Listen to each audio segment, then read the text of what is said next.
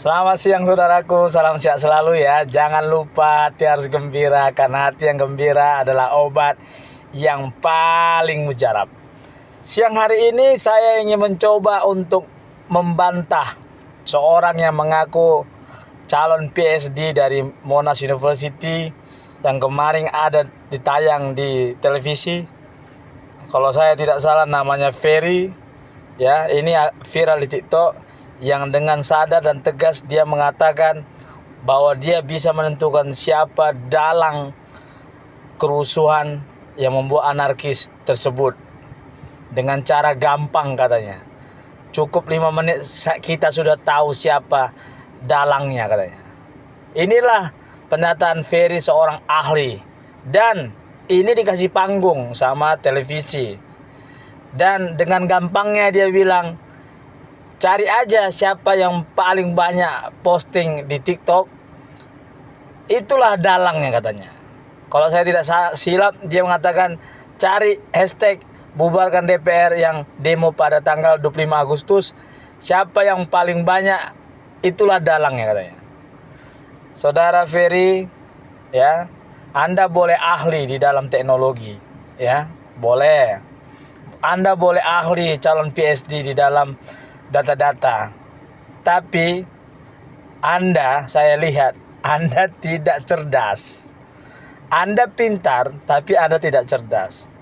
Anda menggunakan kepintaran Anda untuk menentukan siapa dalang perusuh.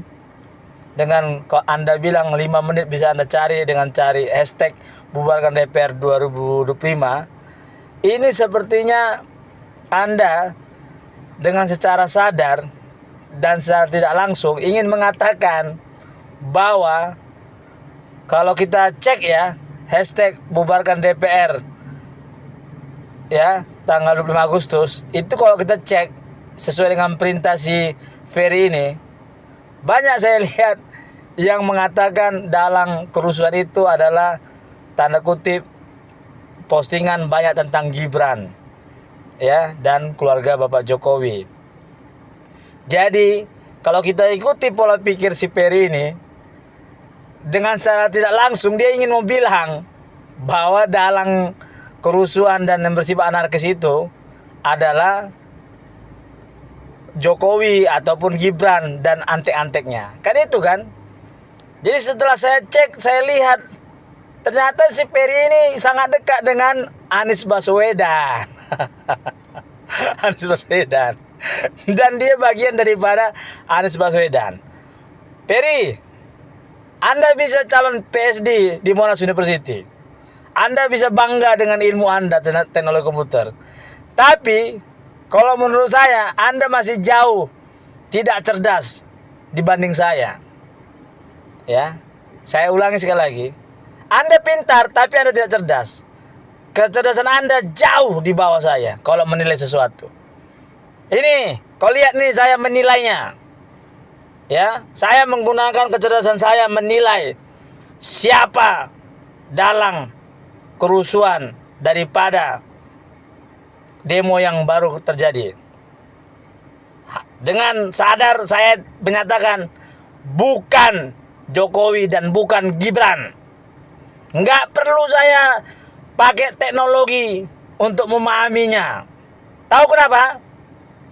Kalau Anda mengutamakan data-data, ya, saya mau bilang sama Anda, saya bisa menyuruh 500.000 orang untuk memposting di medsos tentang Gibran dan Jokowi untuk mendukung bubarkan DPR. Saya ulangi sekali lagi. Saya bisa aja menyuruh 500.000 orang atau 1 juta orang atau 2 juta orang untuk memposting bersama-sama pada tanggal 25 Agustus kemarin dengan topik bubarkan DPR dan timbulkan narasi tentang Jokowi dan Gibran. Ngerti Anda? Paham nggak, Ferry? Jadi Anda itu bukan cerdas, Anda pintar, hanya ahli dalam data. Tapi ketika menganalisa siapa dalang sebenarnya kerusuhan itu, Anda menggunakan data-data Anda, nampak sekali Anda tidak cerdas. Atau Anda cerdas, mau menggiring opini bahwa yang melakukan dalang demonstrasi dan kerusuhan itu adalah Jokowi. Jadi kecerdasan Anda, kepintaran Anda ingin menggiring opini, walaupun secara langsung Anda tidak membilangnya. Paham gak, Peri? Ya. Jangan kau pakai data-data tentang siapa mencari dalang daripada kerusuhan yang terjadi demonstrasi kemarin. Kau gunakan kecerdasanmu ini, ya. Saya orang Batak, terkenal cerdas, anak nih raja. Kau lihat ini, saya menganalisanya. Kau lihat ini, saya menganalisa siapa dalang kerusuhan sehingga menyebabkan korban berjatuhan pada saat demo tersebut. Ini seorang pengacara menganalisa, ya.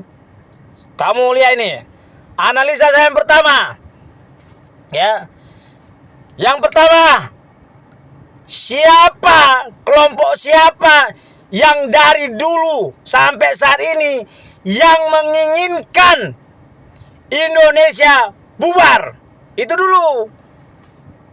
Saya ulangi sekali lagi, yang saya cari yang pertama, kelompok apa, organisasi apa yang dari dulu sampai sekarang yang menginginkan Indonesia bubar?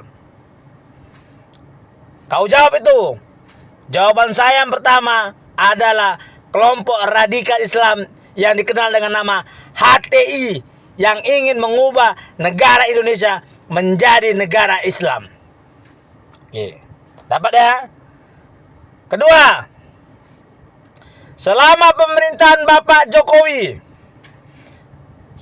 kelompok apa yang paling benci dan paling sakit hati dan paling dihancurkan oleh pemerintahan Bapak Jokowi?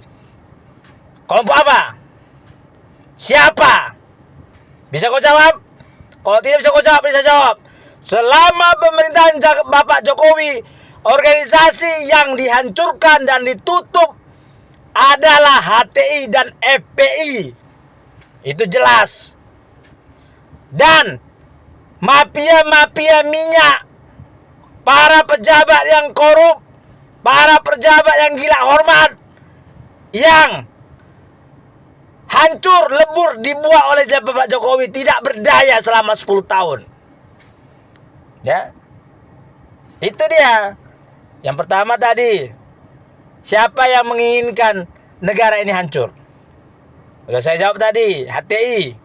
Poin yang kedua, siapa, kelompok apa yang menginginkan keluarga Bapak Jokowi hancur? Yang sudah pasti adalah organisasi HTI, FPI, dan mafia-mafia minyak dan lain sebagainya yang membenci Bapak Jokowi. Yang ketiga, yang kalah pada saat kontes pemilu. Ini. Terus, poin yang ketiga, siapa yang diuntungkan terjadinya keributan ini, dan siapa yang sangat-sangat menginginkan Gibran turun? Sudah pasti HTI diuntungkan, para koruptor diuntungkan, para purnawirawan jenderal yang sudah terang benderang ingin menjatuhkan Gibran diuntungkan, Roy Suryo CS yang sangat ingin menjatuhkan Jokowi, ini yang diuntungkan. Jadi saya berani taruh kepala saya, tidak mungkin Jokowi dan Gibran yang dalang kerusuhan tersebut.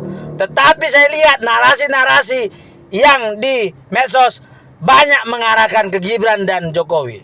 Saya mau bilang sama kalian semua yang pembenci Jokowi dan Gibran, Jokowi bisa aja kemarin menguasai negara ini dengan tangan besinya kalau dia mau, karena pada saat itu rakyat sangat puas dengan pemimpinan Bapak Jokowi. Mengerti kamu, Peri? Mereka